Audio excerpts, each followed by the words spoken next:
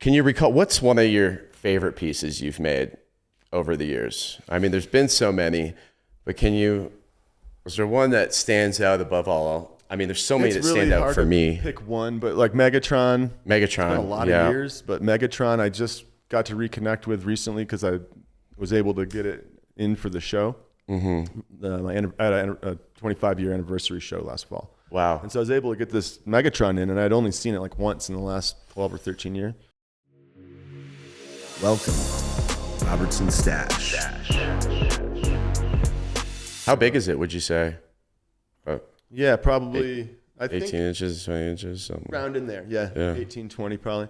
But it's huge. That one's still, it's probably my favorite. That's great. Is that a torch tube too? Yeah. Or no? That one's Will's torch. Okay, sick. That has a cannon mounted on the shoulder. And when did you start getting into the Devies? The Devies? Calling them Devies?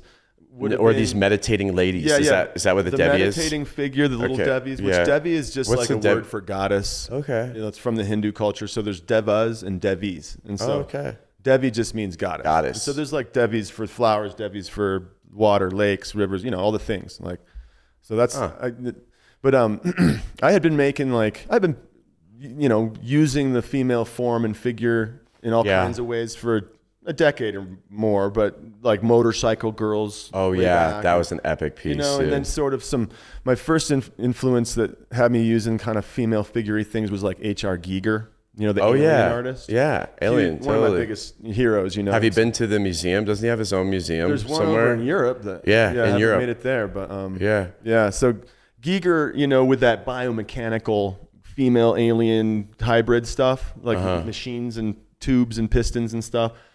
That was something I kind of started trying to mimic a little bit early on. And then that morphed into the motorcycle girls, and then further into sort of, just full maybe stand-up wigwag goddess with the wigwaggy mouth. And, I was like... Oh, yeah. Those were so dope. Yeah. Fairy type looking things. All those were leading up. And then I came in with the robot stuff and was playing around with like Bumblebee and Megatron and Prime. And so that's working on this real architectural... technological type. Yeah, totally different than these flowing forms of your female figures. And so they were. Did you do that because you were kind of just wanting to push your limits and step out of the box, or did you do what? Go from these female forms to that mechanical robot things? It's never really been. I mean, for the most of my career. Most of that wasn't really that sometimes when I do something so much, I just feel like, I got to go do something else for a little bit. And for the first 12, 13 years of my career, I did that every week, I would make some traditional looking, wigwag horns and cool looking bubbler. I'd be on that thing. And then a couple weeks later, I'm making a motorcycle girl with no reversals. So that's some good balance. But then I'm back over here exploring, I never really jumped on one thing and just did that forever until the Devies. And so by 2014, 15, I had done a lot of the kind of figurative, figure work with, bodies and machinery and sort of whimsical stuff.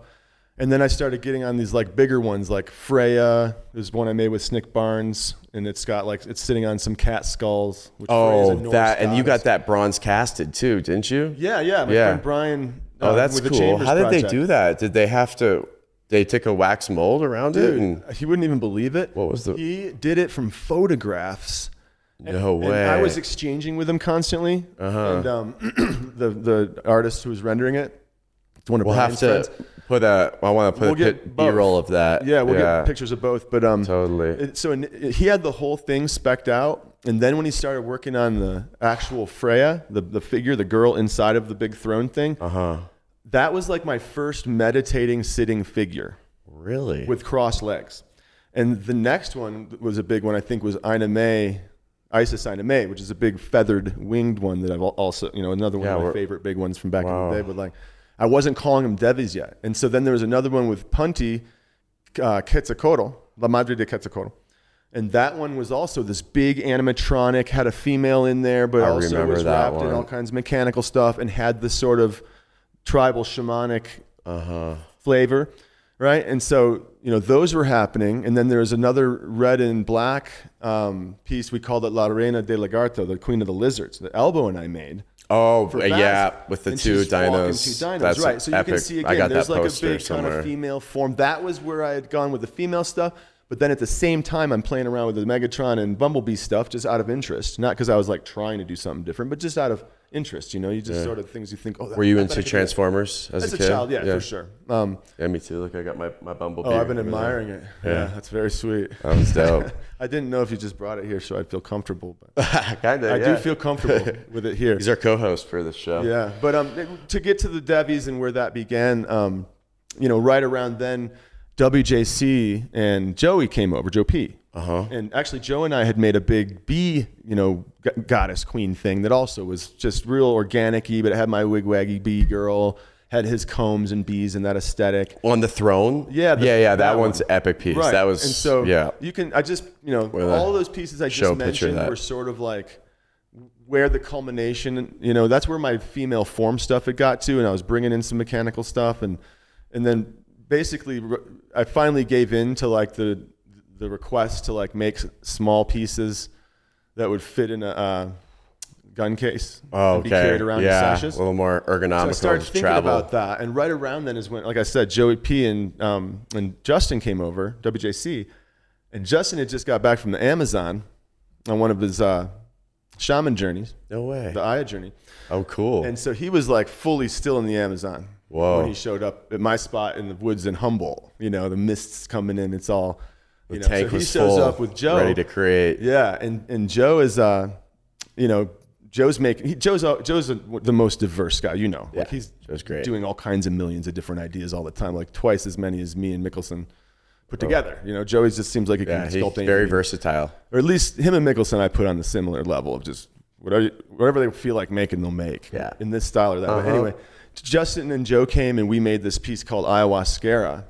And so it had like kind of a Shipibo design that Justin was drawing, and Shipibo inspired, material, and he was putting it into the flips. And then Joey basically had he sculpted out these diamond shaped kind of wings and was calling these colors and stuff. And then on my end, I was doing the figure, the girl in there, and she was kind of doing this thing. And, so it was really psychedelic and really mechanical and really geekery and really, shamanic, earth-based, tradition-y. I mean, it had all the different things. That format, the everything about it, dude, the flow of it, they're so sick. That one there was like, that's the one that kind of set the pattern, know? And so not long after that, like I said, I heeded the advice, Elbow and all the guys were, I was like, man, Banjo, just make that thing small, make it small, and just make it have a couple of these cool new transparencies are coming out. And so that's when I was like, okay, I got to figure this out. And I just dove in and figured out the little Devies. And then just right after that, and called them Devies, and was like, all right, I'm going to commit to like this line of things that you can depend on. I'm going to keep developing them, and just here's my little thing.